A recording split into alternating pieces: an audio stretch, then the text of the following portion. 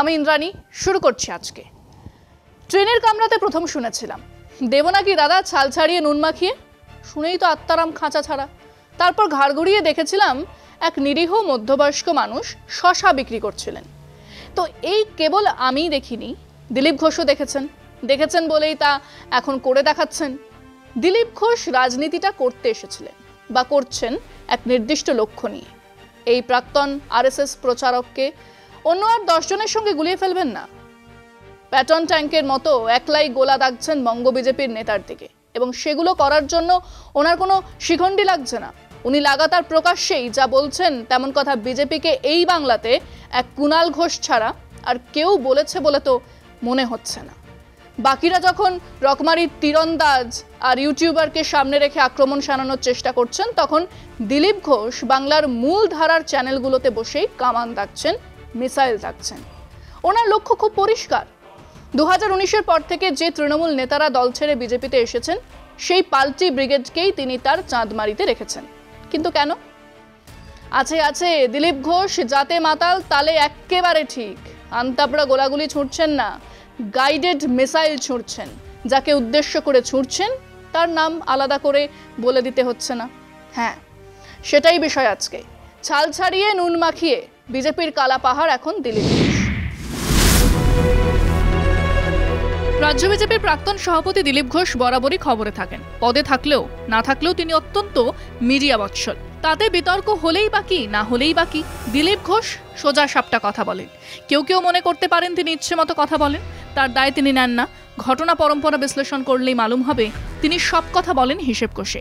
সেই হিসেব না মিলতেও পারে, কিন্তু বেহিসেবি কথা বলেন না। অতি সম্প্রতি মুখ্যমন্ত্রী মমতা বন্দ্যোপাধ্যায়ের আমন্ত্রণে সাড়া দিয়ে তিনি দীঘায় নবনির্মিত জগন্নাথ মন্দির দর্শন করতে যান।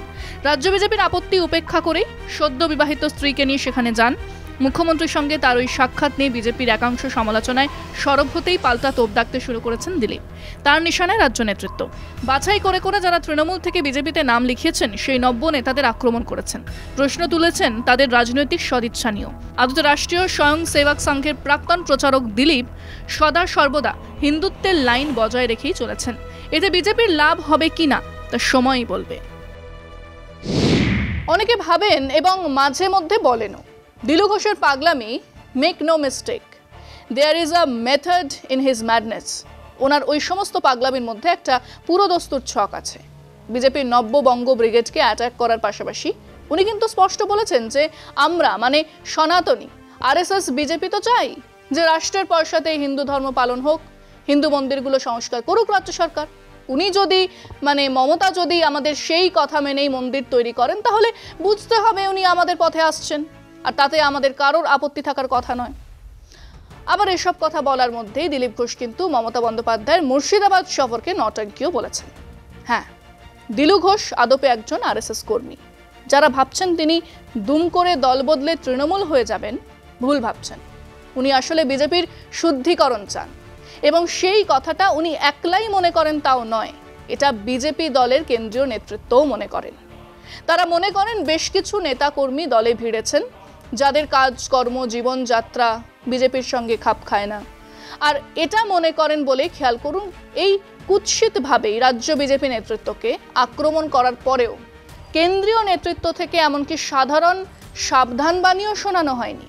কিন্তু যেটা দিলীপ ঘোষ বোঝেন না, বা যা ওনার দিল্লির নেতৃত্ব বোঝেন না, তা হলো কেবলমাত্র বিজেপির কমিটেড ভোট দিয়ে মমতার সরকারকে পরাস্ত করা অসম্ভব। সেখানে ওই তৃণমূলের রাজনীতি কার্যকরী। এ রাজ্যে এখনও বিজেপির হিন্দুত্ববাদী বা জঙ্গি জাতীয়তাবাদী মত আর পথের অনুসরণ করা কর্মী নেতা কত। তারা বিরাট চেষ্টা করলেও 15-18% বেশি ভোট আনতে পারবেন না। আর ওই তীব্র মমতা বিরোধিতা ছেড়ে দিলে মমতার সুবিধা তো বটেই, খানিক সুবিধে বাম কংগ্রেসেরও। মমতা বিরোধী ভোটের এক অংশ তাদের দিকে ফিরলেও ফিরতে পারে। কিন্তু যাই হোক, সেক্ষেত্রে আগামী 10-15 বছর তৃণমূলের সিংহাসনে একটা পায়াও নড়ানো যাবে না। আমরা আমাদের দর্শকদের একটা খুব সোজা প্রশ্ন করেছিলাম, দিলীপ ঘোষ যেভাবে বঙ্গ বিজেপির নেতাদের তীব্র আক্রমণ করছেন তাতে লাভ কার? শুনুন মানুষজন কি বলছে। দিলীপ ঘোষ খুব স্বচ্ছ চরিত্রের এবং স্বচ্ছ ভাষায় কথা বলেন। তার স্ট্রেট কাট কথা, সেটা মেঠো রাজনীতিতে উনি বিশ্বাসী, এবং অবশ্যই আমাদের বিরোধী পক্ষের তো সুবিধা অবশ্যই হবে। আমরা জানি দিলীপ ঘোষ দীর্ঘদিনের বিজেপির লড়াকু নেতা, কিন্তু তার এই আচরণে আমাদের বিজেপি দলের কর্মীরা খুব ক্ষুব্ধ। বিজেপির কি সত্যতা যাচাই করছে দিলীপ ঘোষ, সেটা কিন্তু পার্টি বুঝতে পারছি না। যদি 2 নম্বরে থাকতো তাহলে সে তো দল পরিবর্তন করে লড়াই করত। আর শুভেন্দু যে তৃণমূল থেকে বিজেপিতে গেছে, সে তার নিজের স্বার্থ রক্ষার জন্য। দিলীপ ঘোষ সেটা করেন, অতএব মানুষ দিলীপ ঘোষকেই সমর্থন করে। বিজেপির মধ্যে সর্বদা একটা গোষ্ঠীদ্বন্দ্ব চলছে, সেটা আমরা দেখতেই পাচ্ছি। এতে অবভিয়াসলি তৃণমূলের লাভ হচ্ছে। বিজেপির ক্ষতিই হচ্ছে, বরং তৃণমূলের লাভ হচ্ছে। উনি স্পষ্ট কথা বলতে ভালোবাসেন, হয়তো স্পষ্ট কথা বলছেন, দলের বিরুদ্ধেই যাচ্ছে কথাগুলো।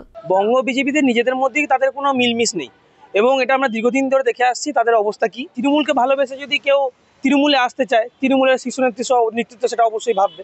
তারা যত নেতায় খাই হবে, তত বেশি আমাদের তৃণমূলের লাভ হবে। ওদের পাঠিয়ে খাই হলে আমাদের সুযোগটা বেশি তৃণমূলের হবে। এখন যেটা হচ্ছে দেখা যাচ্ছে যে চরম ক্ষতি একটা বিজেপির হচ্ছে, কারণ বিজেপি নিজের ঘরে আগুন লাগিয়েছে, আর নিজের ঘরে আগুন লাগালে যা হয় তা তো হবেই, আর সাধারণ মানুষ তো সেটা দেখছে। দলের একজন কর্মী সম্পর্কে কিছু বলা মানে নিজেকে জড়িয়ে দেওয়া এবং দলকে জড়িয়ে দেওয়া। তো ওনার একটা মতিভ্রম হয়েছে, আমি পরিষ্কার কথা বলে দিচ্ছি, ওনার একটা মতিভ্রম হয়েছে। দীর্ঘদিন থেকে উনি ইচ্ছাকৃতভাবে এর নামে বদনাম, অন্যায় বদনাম, উনি একজন সাংগঠনিক লোক, কিন্তু ওনার তো চুপ থাকা উচিত, কিন্তু উনি চুপ থাকছেন না, কেন জানি না। তৃণমূলের লাভ হবে কেন? দলের দিকে গিয়েছে, তৃণমূল লাভের জন্যই তো গিয়েছে। তৃণমূলের লাভ হবে, বলে দিলাম। ওনাদের মধ্যে যে খাই আরম্ভ হয়েছে, তাতে সাধারণ মানুষ পরিষ্কার বুঝতে পারছে এই পার্টির ভারসাম্যটা কতটা কোন দিকে এগোচ্ছে। সাধারণ মানুষ জিনিসটা বুঝেছে বেশ কিছু দিনে, 1 বছর ধরে যা সারা পশ্চিমবঙ্গে, সারা ভারতবর্ষে যে তোলপাড় হচ্ছে, তাতে মানুষ বুঝে গেছে যে এরা আলাদা কিছু না। একবার এর দল ছেড়ে ও দলে আসবে, আবার ও দল থেকে ও দল আসবে।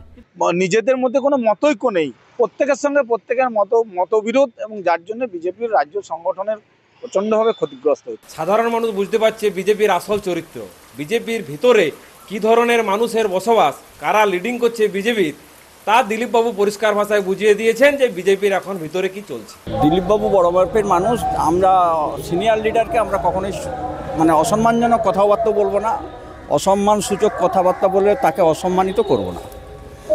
রাজনীতিটা ওনারও যেমন আমারও তেমন, রাজনীতি উনি যেভাবে এগোচ্ছেন উনি এগোবেন। ধর্ম নিয়ে করেননি, রাজনীতি করেননি, উনি ওখানে গেছেন নিজের স্বেচ্ছায় গেছেন।